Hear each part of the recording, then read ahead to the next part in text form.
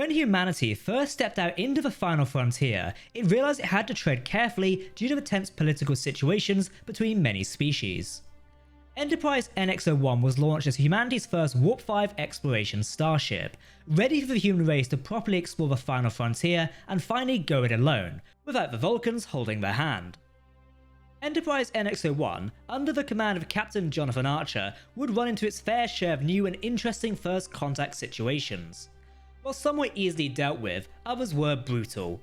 In honour of Star Trek's 60th anniversary in 2026, we're taking a look at Enterprise NX-01's brutal first encounters. Let's go.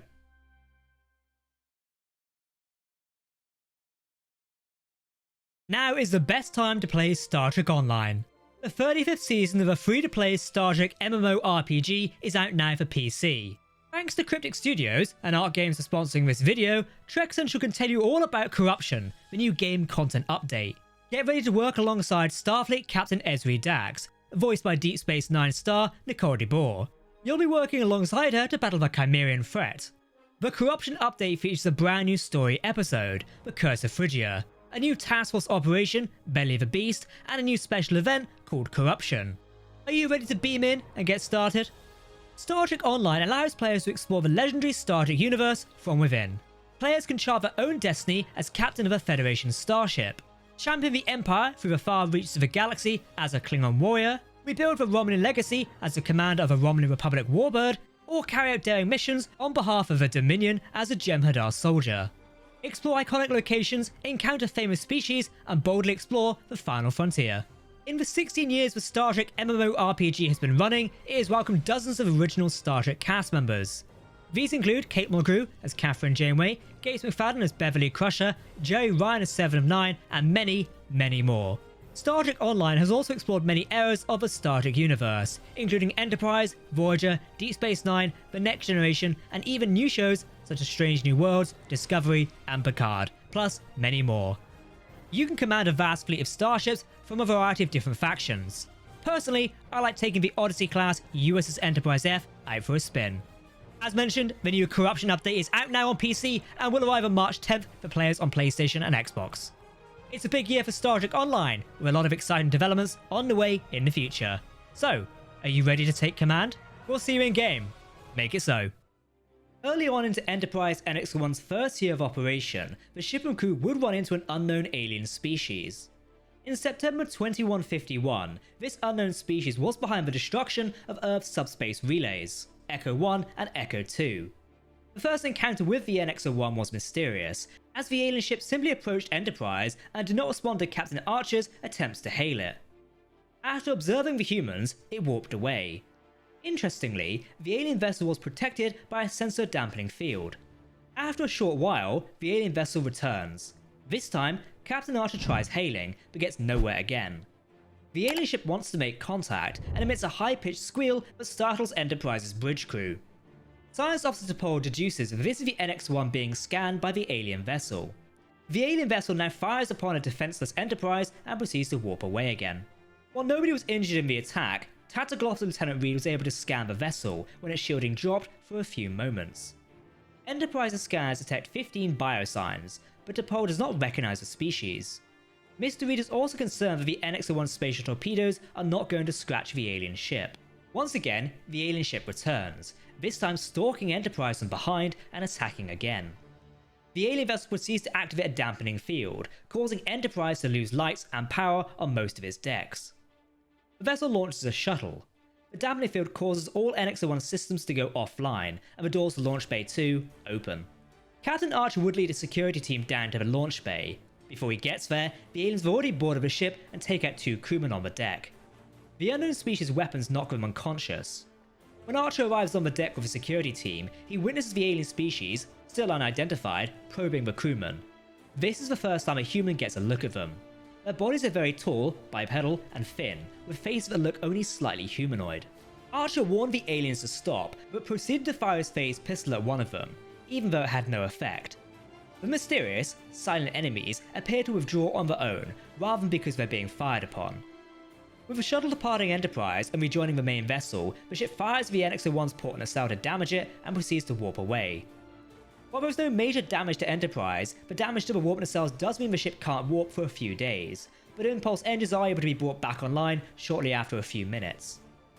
It's around this time, upon suggestions from the crew, that Captain Archer swallows his pride and attempts to make contact with the Vulcan High Command for reinforcement.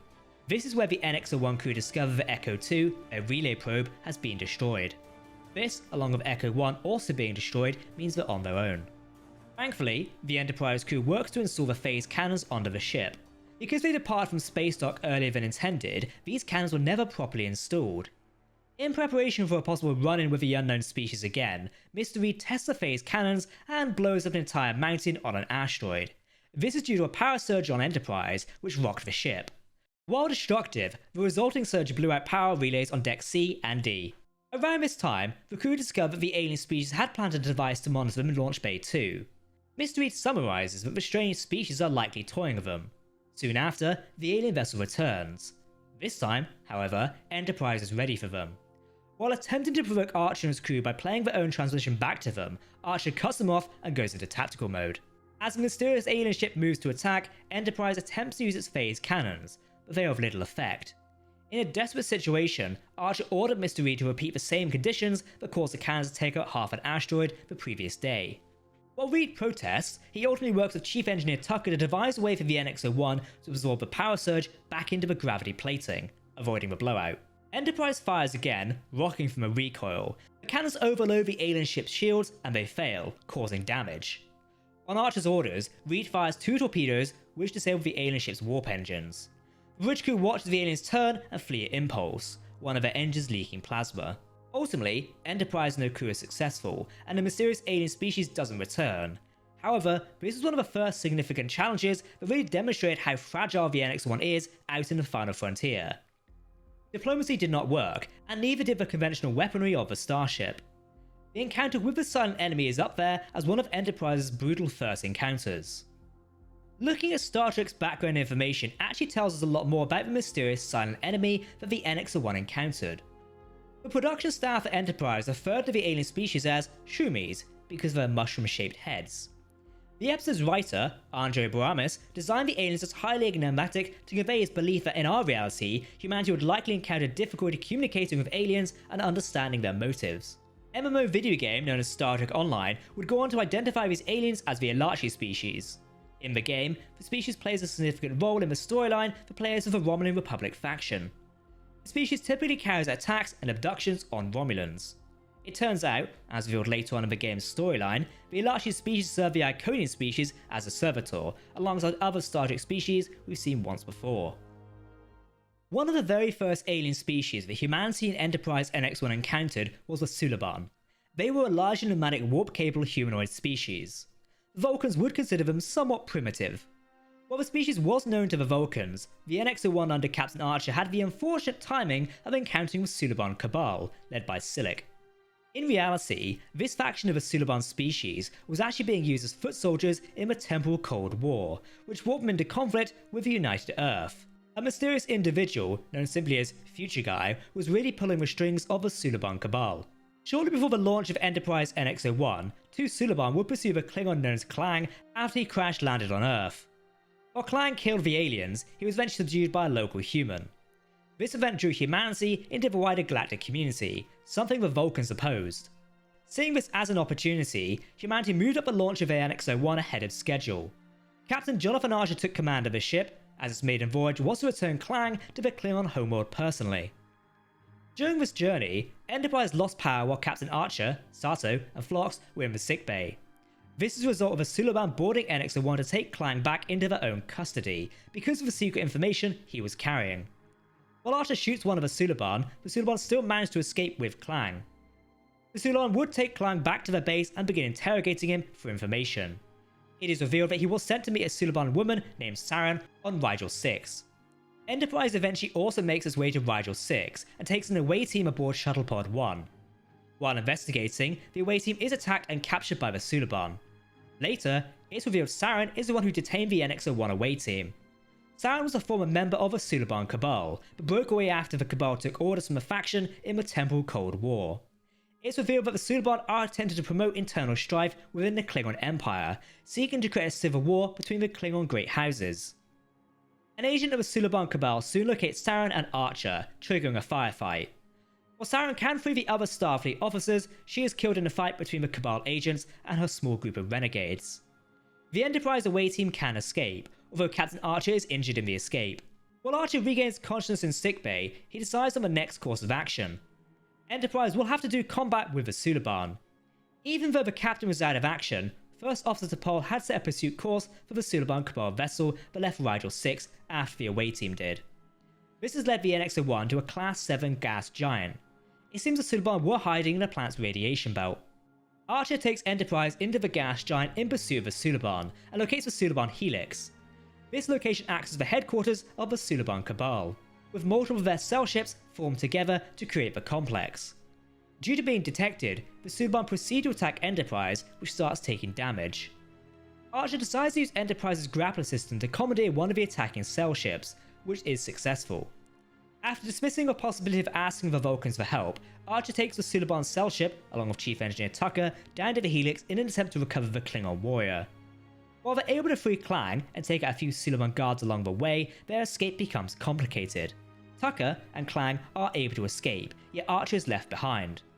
The captain is able to separate parts of the Suliban Helix by using a magnetic device. Due to still being on the Helix, Archer ends up doing combat with the Suliban Cabal leader, Silik.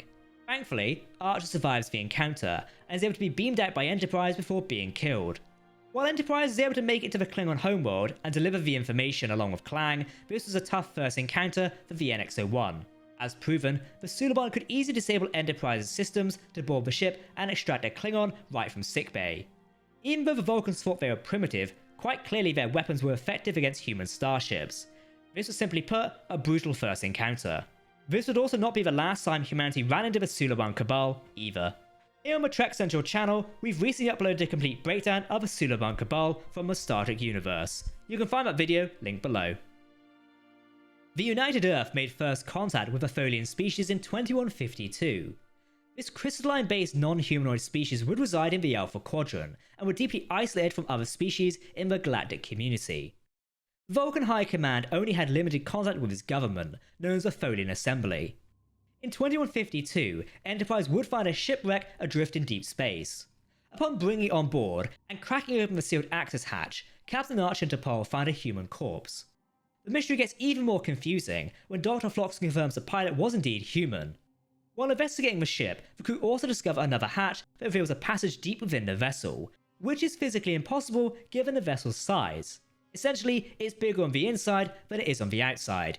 Yes, we know that references another franchise. Shush. A Suliban ship is the first to make contact with Enterprise about the mysterious vessel. After getting nowhere because Archer refuses to hand it over, the Suliban attack Enterprise. Two soldiers attempt to board, but are defeated. Dr. Phlox discovers that the human corpse is not entirely human, as it contains Vulcan and Turelian nucleotide sequences, along with those of an unknown species. The Doctor believes that the individual was a result of several generations of interspecies breeding. This is where the Tholians come into play. While Archer attempts to work out if a mysterious vessel has something to do with a temporal Cold War, the Tholians arrive to try and take the vessel. Due to their being extremely xenophobic, they don't bother with diplomacy. The Tholians say they were sent to retrieve the ship and that it's dangerous to Enterprise's crew because of its temporal radiation. Captain Archer denies the request, and the Tholian ship locks onto Enterprise with a tractor beam. In an act of desperation, Archer threatens to destroy the ship in the cargo bay, resulting in the Tholian vessel withdrawing. Sometime later, multiple Suliban vessels pursue Enterprise. Captain Archer takes the NX-01 to maximum warp in an attempt to rendezvous with the Vulcan cruiser Talkia. However, upon getting no response, the crew eventually realise the Vulcan combat cruiser had been defeated by the Tholians. Noticing Enterprise has arrived, the Tholian starships switch focus and come after the human ship. The Tholians are able to quickly fire together and disable Enterprise's warp engines, weapons, and hull plating, leaving Archer and his crew sitting defenseless in space. Thankfully, the Tholians move to engage with Suliban, who have also dropped out of warp. The two species fighting it out gives Enterprise breathing room. While the Tholians are busy taking out the Suliban and winning, Archer and his crew prepare to ensure nobody can get their hands on the future starship. They attempt to load a warhead into the vessel. With the warhead loaded on board, and a few time loops later, Archer drops the vessel out of the Enterprise. A Tholian ship immediately uses a tractor beam to haul away its prize, also disabling the remote connection to the human warhead on board. Thankfully for everyone involved, this future species took action and transported a vessel out of space-time, meaning nobody could get their hands on the future technology. With this, the Tholians withdraw without saying anything to Enterprise. Captain Archer and his crew are left wondering why the Tholians did not continue the fight. Perhaps they were only ever interested in the future vessel. However, their swift action disabling Enterprise proves they were rather brutal and could have easily destroyed the NX-01 if they had wished to do so. Here on the Trek Central YouTube channel, we've actually done a complete overview of the Tholian species. Use the link in the video description to check that one out. First contact with the Xindi was the most brutal encounter the United Earth faced. While Enterprise would officially meet the species a little while later, humanity and Earth actually met them earlier than the NX-01. In March 2153, the Xindi Council, which was made up of representatives from the Xindi species, launched a test weapon strike against Earth. This attack resulted in the deaths of 7 million people between Florida and Venezuela. This unprovoked attack startled humanity, realizing they were vulnerable to galactic powers. Enterprise NX-01 was recalled to Earth for a special mission to deal with the Xindi threat. This attack was brought on by the Guardians, also known as the Sphere Builders. They contacted the Xindi species some time ago and informed that in the 26th century, humanity would destroy the new Xindi homeworld. As such, they began using the Xindi for their own purposes in the conflict known as the Temporal Cold War. Due to this alarming information, the Xindi started to develop a planet-destroying weapon. Fast forward back to 2153, and Enterprise had been dispatched to a region of space known as the Delphic Expanse. This is where the Xindi were believed to be located. NX-01 was tasked with making contact with the species and stopping the launch of the weapon. Officially, Enterprise made contact with the Xindi months after the attack. During their trip through the Delphic Expanse, Enterprise arrives on the Xanthon planet in search of chemicals. Captain Archer, Tucker, and Mr. Reed visit the floating bazaar. While locating the chemist shop in a busy marketplace, Mr. Tucker is instructed to barter to get the supplies they need. Archer and Reed locate and free a woman who is caught up in the slave trade. After returning to Enterprise, Archer promises to get her back to her homeworld, which is where things start to go wrong. The woman, known as Rajan, later deceives many of the crew members as she collects information about Enterprise and the human species. She even knocks out T'Pol as she attempts to escape using the transporter system. Even though Mr. Reed is able to pursue her with a security team, Rajan seduces one of them and steals their phase pistol. Thankfully, Archer catches her before she transfers off the ship, and she's taken to the brig and confined there. While T'Pol is checked on in sickbay, two starships approach Enterprise. It's the Xindi. The Xindi reptilian starships immediately attack Enterprise, knocking the warp engines offline. This is a proper first contact with the Xindi species. One of the ship attempts to dock with Enterprise, just as Raj reveals that the Xindi want information on humans due to them being interested in developing a bioweapon to use against the species. Archer organizes the crew into defenses for the ship. The Mako personnel and crew engage with 3 boarding parties, which are made up of Xindi reptilians and Xindi insectoids. Unfortunately, the crew's weapons are not effective against the alien invaders. An organic grenade of unknown origin incapacitates the team protecting the brig. Rajan is broken out of the brig and is taken away. While Archer attempts to pursue, he is tackled by one of the aliens as Rajan is taken back to the alien ship. While the Xindi escaped, this will not be the last time Enterprise dealt with the species. The ship and crew would have multiple harsh run-ins with the species as they fought to stop the deployment of the weapon. Thankfully, they were successful in the end. Still, this first contact encounter once again showed the NX-01 crew they are no match with some advanced species out there in the final frontier. The Romulans are of course a famous part of the Star Trek universe, with many notable encounters between the USS Enterprise D of the 24th century and the species. Still, it's the NX-01 that actually first encountered the species when it comes to humanity's encounters. This meeting was unique because the Enterprise crew had no visual contact with the Romulans. This was not actually made until 2266, over 100 years later. In 2152, while exploring space, Enterprise strayed into a minefield that caused serious damage to the vessel. A massive explosion rocked the ship, damaging sections of the NX-01 and injuring several crew members. A thermokinetic blast in the front of the vessel breaches decks C and D. Soon, the crew discover another alien mine has attached itself to the hull of the ship. Mr. Reed would suit up and attempt to defuse it. While Reed is working on defusing the alien device, an unknown alien starship begins decloaking nearby. While the alien vessel attempts to hail Enterprise, the onboard universal translator is unable to lock onto the language and fails. As such, it appears as if Enterprise is intentionally ignoring the hail. Ensign Sato is still unconscious from the earlier mine damage that crippled the ship. The alien vessel fires warning shots across the bow of Enterprise. Archer orders the ship to be taken out of harm's way, but slowly, due to Miss Reed still being on the hull trying to defuse the mine. While the NX-01 attempts to move off, the mysterious alien vessel vanishes once again, but the crew suspect it's still out there. Defusing the mine does not go to plan, with one of its spikes going straight through Mr. Reed's leg. While Captain Archer assists Reed in the defuse of the mine, a now recovered Sato attempts to decipher the alien language. She translates that the alien vessel was ordering Enterprise to leave the area immediately or be destroyed. The Romulan Star Empire reads the annex the star system they were visiting. T'Pol corrects Sato's pronunciation of the species' name and reveals she knows who they are. T'Pol explains that she knows of the Romulans to the crew, that they are an aggressive territorial race that the Vulcan High Command has not ever made direct contact with. Captain Archer mentions that he saw a reference to the Romulan species when he was with the temporal agent Daniels in the future, but only the name.